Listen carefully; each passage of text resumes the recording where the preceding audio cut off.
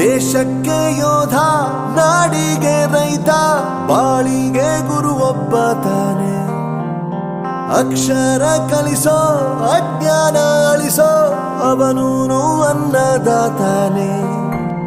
ತಪ್ಪು ಸರಿಯ ತಿದ್ದಿ ತಿಳಿ ಹೇಳಿ ಸಮಬುದ್ಧಿ ನಮ್ಮ ಚಿತ್ತ ಶುದ್ಧಿಯಾಗೋ ಹಾದಿ. ಎಷ್ಟೇ ದೂರ ಹೋದ್ರೂ ಮರಿಬೇಡ ನಿನ್ನ ಬೇರು, ನಿನ್ನ ಸಾಧನೆಗೆಲ್ಲ ಇದುವೇ ಆದಿ. ಪಾಠಶಾಲಾ